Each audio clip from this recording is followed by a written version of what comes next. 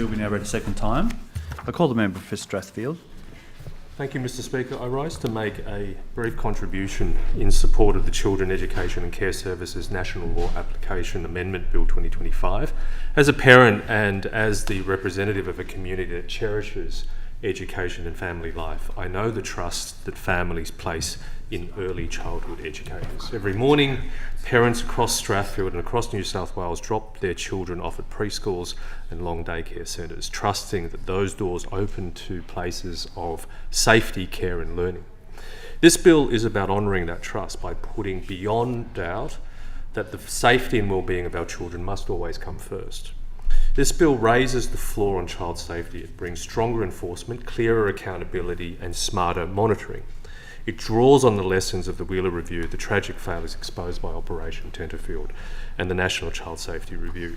These reforms make one thing absolutely clear. Children are not just a consideration, they are the paramount consideration. For the first time, the law will explicitly require that the rights and best interests of children prevail over competing interests, whether those are commercial, administrative or corporate. This new statutory requirement sets a clear expectation. Every decision, every action, every policy in the early education sector must begin and end with one question: what is best for the child? No more excuses, no more grey areas. Paramountcy is the foundation of this entire reform package. Let me highlight what changes under the bill. First, stronger penalties and a smarter compliance regime. The bill triples every maximum penalty, and for large providers, those with more than 25 services, the fines will be 9 times higher than before. It introduces disciplinary action tools so the regulator can issue proportionate responses, from guidance and improvement plans through to disciplinary notices and fines. The new offence of inappropriate conduct fills a dangerous gap. It allows regulators to act when behaviour risks a child's emotional, psychological or physical safety before it escalates into serious harm. Second, increased transparency and information sharing. The bill removes barriers that stop the regulator from publishing vital information. Families will finally have access to clear, timely information about compliance and enforcement actions. Services will have to publish their full compliance histories, and regulators will be able to alert all parents, not just those directly affected, when a serious investigation is underway.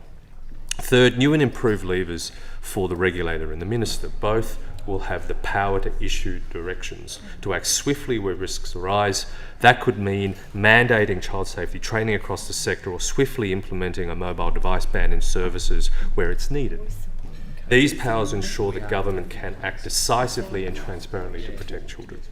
Finally, better oversight and quality improvement. The regulator can now suspend or revoke a service's quality rating while investigations are ongoing. So a service under scrutiny cannot continue displaying a sign saying exceeding at the front gate when there are serious questions inside.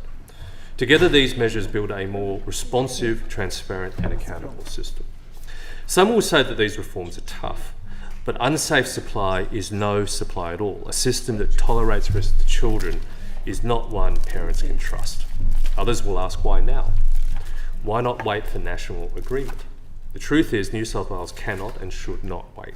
These reforms align with the National Child Safety Agenda, but they go further because the risks we face are real and immediate. And while these powers are strong, they are balanced. Review rights remain for most regulatory decisions, except where there is an unacceptable risk to children. Judicial review will still be available. That balance protects both fairness and safety. And Mr Speaker, paramountcy does not mean uniformity. It means recognising that every child, whether they live with a disability, whether their parents speak English at home or another language, whether they're growing up in Strathfield or in Burke, deserves to be safe, supported and included. Mr Speaker, early education is not babysitting, it's nation building. It shapes who our children become and who we are as a community. But families will only participate if they trust the system. A recent survey found that around 10% of children have been withdrawn from early education because parents were worried about safety. That is a crisis of confidence, and this bill is how we fix it. By acting now, New South Wales leads the nation. We restore trust, we protect children, and we ensure that every parent can once again feel safe leaving their child in the care of others. This bill delivers what parents, educators and children have been asking for: clarity, accountability and courage. We are setting a higher standard for safety, quality and trust in early education, and we are doing it in law. Mr. Speaker, this is about more than just regulation. It's about values, about who we are as a parliament and as a society, who we choose to stand for. I commend the bill to the House. Thank the member. The question is the bill be now read.